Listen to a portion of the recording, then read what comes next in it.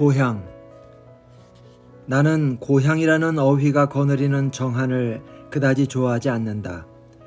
진화할 수 없는 비논리성이 그 정한의 바탕을 이루는 듯 싶다. 나는 고향도 없고 타향도 없는 세상이 좋다.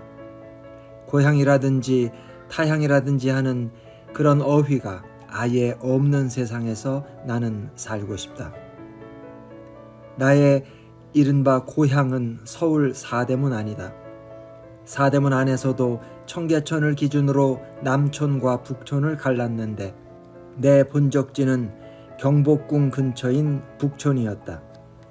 북촌에도 나처럼 가난한 사람들은 넘쳐났지만 북촌 사람들은 자기네들이 세계와 문명의 중심이라는 자부심에 넘쳐 있었고 한양 성곽 밖에서 사는 사람들을 다 싸잡아서 문밖 것들이라고 통칭했다. 내 어머니는 서울 토박이 여자였다. 어머니는 가난했다. 사실 나는 어머니가 그 결핍과 적막을 어찌 다 감당해내면서 자식들을 기른 것인지 알 수가 없다. 어머니는 가난했지만 경우 바르고 깔끔한 여자였다. 어머니는 자, 돛박, 저울 같은 도량 형기를 존중하고 신성시했다. 쌀돛박 밑바닥에 양초를 발라서 물량을 속이는 쌀장사와 저울 눈금을 속이는 푸줏간을 어머니는 증오했고 동네 여자들과 합세해서 불매운동을 벌였다. 두부 한 모의 규격이 일정치 않아서 콩값이 오르면 두부모가 작아졌는데 어머니는 가게에서 두부모의 가로 세로 높이를 따졌다. 내가 심부름으로 석유를 사러 갈 때도 어머니는 주전자나 양철통을 들고 가지 못하게 했고 반드시 한되들이 정종됐병을 들려보냈다. 정종병은 투명해서 속이 들여다 보였고 또 들이가 정해진 병이어서 석유 가게에서 양을 속이지 못하기 때문이었다. 몇 살 때였던가 아마도 초등학교 상급반 무렵이었을 것이다. 제헌절날 어머니는 새 옷을 주셨다. 어머니가 주신 새 옷은 새로 산 게 아니라 입던 옷을 빨고 깁고 다려서 주신 옷이었다. 운동화는 새로 사온 것이었다. 법을 만든 날이다. 새 옷을 입어라 라고 어머니가 말씀하신 것으로 나는 지금도 기억한다. 나는 그때 어려서 잘 몰랐지만 그 설화적인 가난의 멍에를 지고 자유당의 무법천지를 살아가던 어머니에게 법을 만든 날은 자식에게 새 옷을 입혀주고 싶을 만큼 좋은 날이었던 모양이다. 어머니에게 헌법은 과연 무엇이었을까를 생각하면 나는 지금도 눈물겹다. 제헌절은 학교에 가지 않았으니까 나는 새 옷을 자랑할 수도 없었고 동네에서 하루 종일 아이들하고 온갖 개구쟁이 망나니 짓을 하면서 놀았다. 나는 엿이 너무도 먹고 싶어서 신고 있던 운동화를 엿과 바꾸어 먹었고 어두워져서 집으로 돌아왔을 때 어머니가 주신 새 옷은 흑투성이 헌옷이 되어 있었다. 어머니는 거칠고 사납고 과장된 말을 무척 싫어하셨다. 남의 감정을 상하게 하지 않으면서도 자신의 생각을 말할 수 있는 단정하고 순한 서울말을 어머니는 좋아하셨다.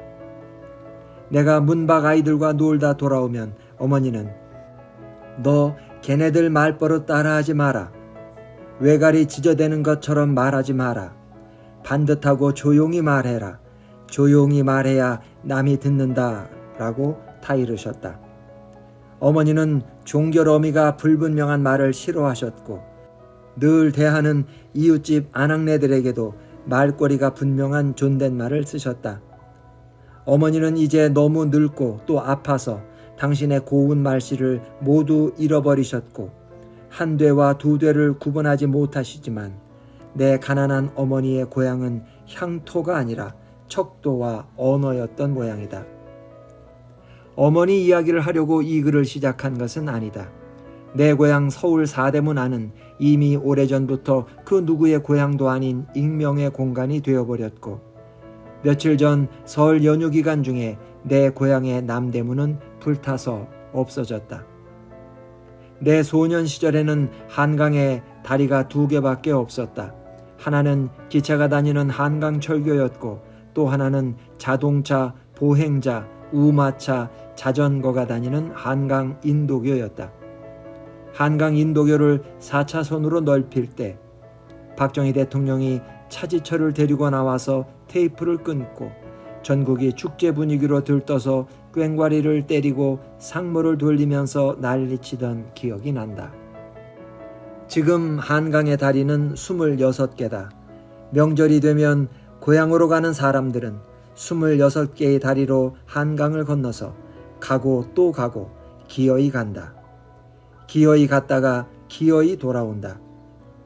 고향으로 가는 사람들이 다들 서울을 빠져나가면 내 고향 서울 사대문안은 문득 넓고 적막하다. 명절이 되어도 갈 곳이 없는 나는 텅 빈 내 고향의 거리를 혼자서 어슬렁거린다. 거기는 이제 누구의 고향도 아니고 고향으로 갔던 사람들이 다들 돌아와도 그 또한 아무의 고향도 아니다. 거기는 만인의 타향이다. 2008년 설에 고향으로 내려갔던 사람들이 다시 서울로 돌아오던 날 내 고향 서울의 남대문은 불타서 없어졌다. 아침에 택시를 타고 가보니 남대문은 타담한 장작더미였다. 나는 10년 넘게 일산에 살고 있다. 사대문 안에서 셋방 시민 아파트를 전전하다가 불광동 연신내를 거쳐서 일산까지 내려왔다. 일산에 와보니 이 또한 아무의 고향도 아니다. 여기는 신도시다.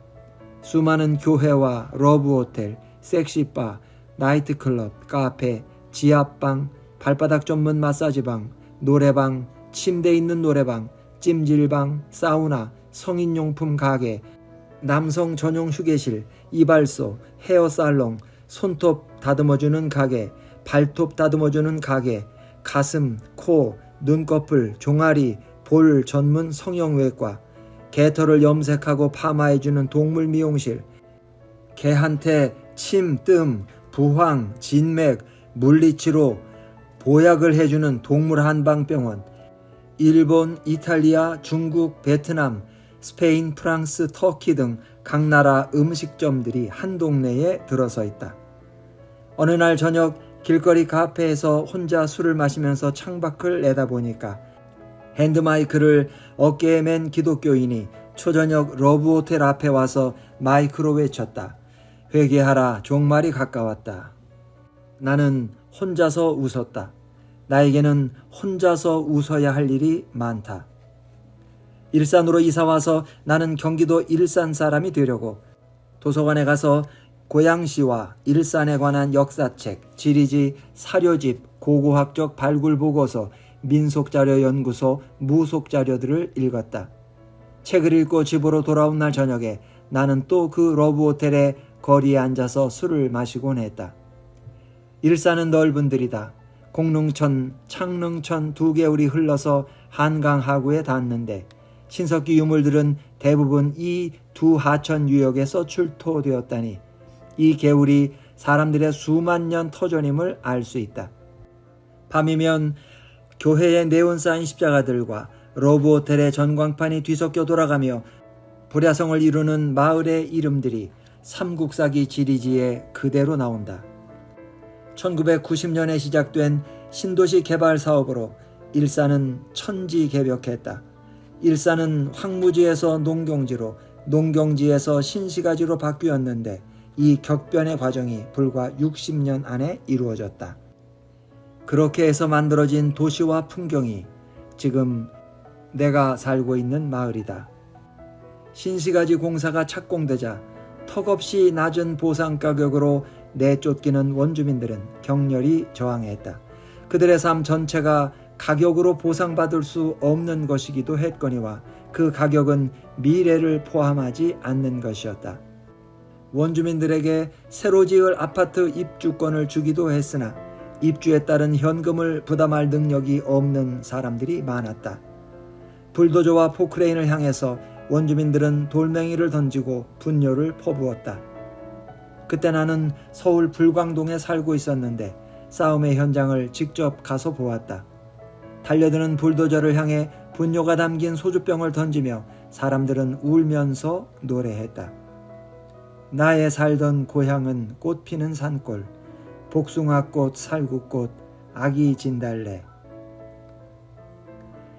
나는 일산으로 이사와서 일산에 관한 책을 많이 읽었다. 나의 독서는 고향 없는 자의 자기 위안일 뿐 책 속에 고향이 있을 리는 없었다. 그때 울면서 고향의 봄을 노래하던 사람들은 지금은 어디론지 흩어져 갔고 일산은 여전히 누구의 고향도 아니다. 밤마다 교회의 불빛, 캬바레의 불빛, 로브 호텔의 불빛이 뒤엉킨다.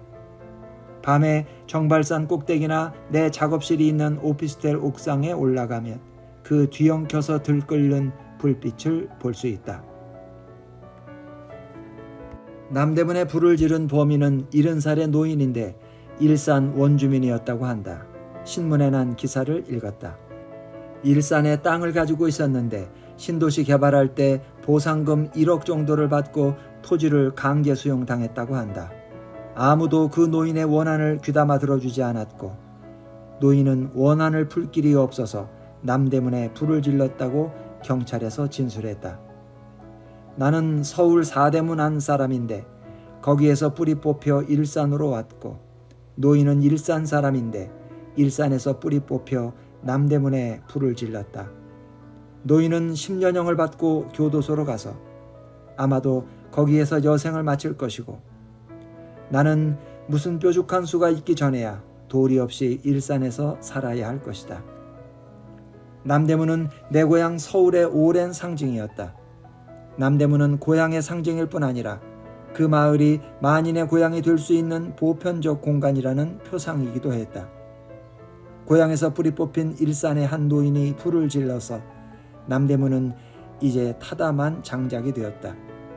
관리들이 장작을 모아서 쓰레기장에 내다 버렸다고 한다. 설 연휴가 끝나고 사람들은 다시 서울로 돌아와서 도심은 교통체증에 막혀 헐떡거리고 있다. 사람들이 명절이면 기어이 돌아가는 그 고향이 아직도 그들의 고향일 것인가? 당신들의 고향은 아늑하고 포근한 어머니의 품인가? 불타버린 내 서울의 남대문을 보아라. 그리고 내 고향 서울을 다시는 타향이라고 말하지 마라. 타향 위에 고향을 건설하지 못하는 한 당신들은 영원히 고아이며 실향민인 것이다. 내 고향 서울에 이제 남대문은 없다.